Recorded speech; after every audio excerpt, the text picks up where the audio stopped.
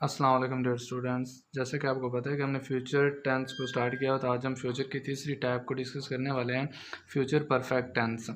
तो future perfect tense की जो रिकग्निशन है, उर्दू की पहचान है, वो उर्दू फ़िक़रात के लास्ट पे चुका होगा, चुकी होगी और चुके होके एक वर्ड इस्तेमाल होते हैं। तो टाइप्स के लिए आसिस की भी सेंटेंस की 3 कैटेगरीज होती है, एक सिंपल, एक नेगेटिव और एक इंटेरोगेटिव सेंटेंस। तो आज हम जो डिस्कस करने वाले हैं, हम पहले सिंपल सेंटेंस को डिस्कस करते हैं। तो सिंपल का जो फार्मूला है वो सबसे पहले सब्जेक्ट होता है, सब्जेक्ट के बाद विल हैव होता है, उसके बाद थर्ड फॉर्म इस्तेमाल होता है और उसके बाद ऑब्जेक्ट का इस्तेमाल किया जाता है।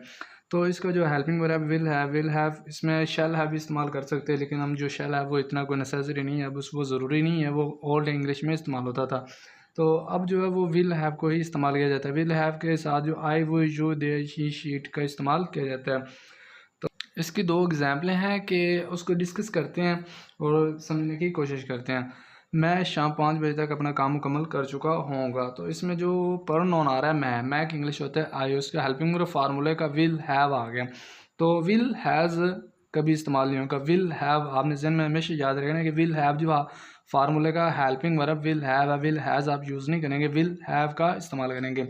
तो कंप्लीट करना, मुकम्मल करने की इंग्लिश होती है फिनिश्ड। माई होमवर्क, अपना काम मुकम्मल कर चुका हूँ। आगे आप बाय 5 PM, यहाँ पे ये देखें आपने बाय का इस्तेमाल किया। बाय इसलिए इस्तेमाल किया जाता है कि जहाँ पे आप डेडलाइन दी जानी हो, मतलब कि इस वक्त तक काम मुकम्मल हो जाएगा, इसके बाद काम नहीं करना।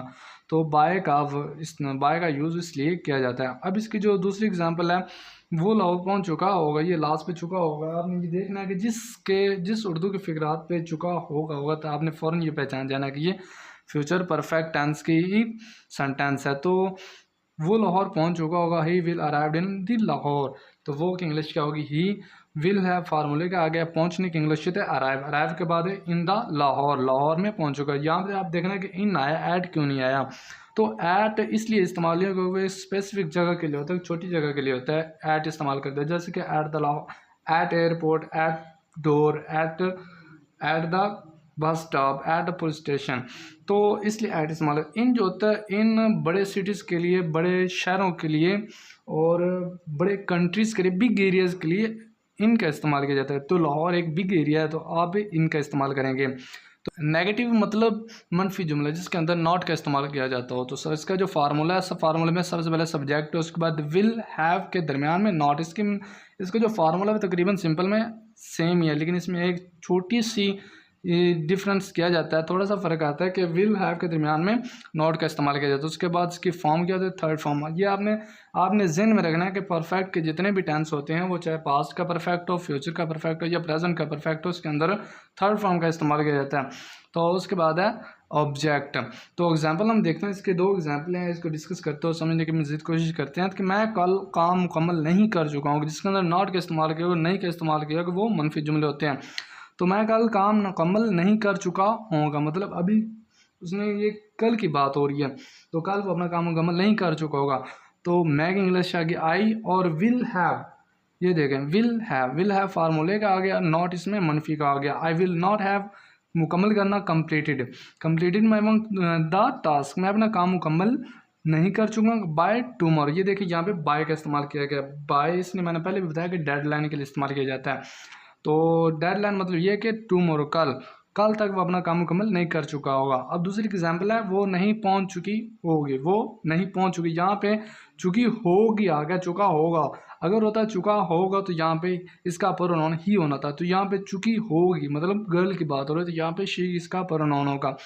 शी के बाद आ गया इस फार्मूले का विल नॉट हैव अराइव्ड, पहुंच चुका। पहुंचने की इंग्लिश क्या है, अराइव्ड। वो नहीं पहुंच चुकी होगी, she will not have arrived. तो ये होगी नेगेटिव के एग्जांपल्स। अब कैटेगरी लिहाज से इसकी जो सेंटेंस की तीसरी टाइप है इंटेरोगेटिव सेंटेंस। इंटेरोगेटिव सेंटेंस वो सेंटेंस होते हैं जिसके अंदर सवाल पूछा गया हो, मतलब सवालिया जुमले, नाम से ही ज़ाहिर है सवालिया जुमले जिसके अंदर सवाल पूछा गया हो। तो इसका जो फार्मूला ये है कि सबसे पहले जो होता है वो विल का इस्तेमाल किया जाता है। मैंने पहले भी बताया कि जितने भी इंटेरोगेटिव सेंटेंस होते हैं उनके अंदर बनाने के लिए सब्जेक्ट से पहले हेल्पिंग वर्ब का यूज़ कर देते होते हैं, तो वो इंटेरोगेटिव सेंटेंस बन जाते हैं। तो इसका जो हेल्पिंग वर्ब है विल, मतलब फ्यूचर का, ये हैव जो है ये परफेक्ट का हेल्पिंग वर्ब है, हम फ्यूचर का इंटरोगेटिव बना रहे हैं, तो फ्यूचर का जो हेल्पिंग वर्ब है वो विल है, तो विल को सब्जेक्ट से पहले लिख देंगे, उसके बाद सब्जेक्ट है, सब्जेक्ट के बाद हैव आएगा, उसके बाद इसकी थर्ड फॉर्म आएगी, थर्ड फॉर्म जो होता है ये परफेक्ट की ही होती है, तो उसके बाद ऑब्जेक्ट और लास्ट भी ये सवालिया साइन लाजमी होता है, अगर ये सवालिया साइन नहीं लगाएंगे तो ये इंटरोगेटिव सेंटेंस नहीं बनेगा। तो इसकी एग्जाम्पल देखते हैं, एग्जाम्पल देख के हम मज़ीद समझने की कोशिश करते हैं। तो इसकी जो पहली एग्जाम्पल है, क्या वो घर पहुंच चुके होंगे, इसके अंदर सवाल पूछे जाए, उर्दू फिक्रात की जो पहचान है उसके अंदर वो क्या का वर्ड इस्तेमाल किया जाता है, क्या वो घर पहुंच चुके होंगे, क्या का जो आएगा वो विल आएगा, वो पहुंच चुके होंगे, ये आपने लास्ट में देखना है कि इसका प्रोनाउन क्या बनेगा। प्रोनाउन ये लास्ट वाला इंडिकेट करता होता है, होंगे मतलब जमा की बात हो रही है, तो वो की इंग्लिश होगी they have, will they have पहुंचने की इंग्लिश रीच्ड होम, घर में, क्या वो घर पर पहुंच चुके होंगे, will they have reached home. अब ये होगी पहली एग्जाम्पल। आप दूसरी एग्जाम्पल देख रहे क्या, तुम किताब पढ़ चुके होगे, तो विल यू हैव रीड, तुम की इंग्लिश होती है यू हैव रीड, पढ़ना, तो इसकी जो थर्ड फॉर्म है रीड, यो रीड ही होती है, लेकिन प्रोनाउंस इसकी चेंज हो जाती है, पहली फॉर्म होती है रीड, दूसरी रेड होती है, तीसरी भी रेड, लेकिन प्रोनाउन इसके प्रोनाउन जो होती है वो चेंज हो जाती है, लेकिन स्पेलिंग इसके सेम रहते होते हैं। द बुक, क्या तुम किताब पढ़ चुके हो, will you have read the book.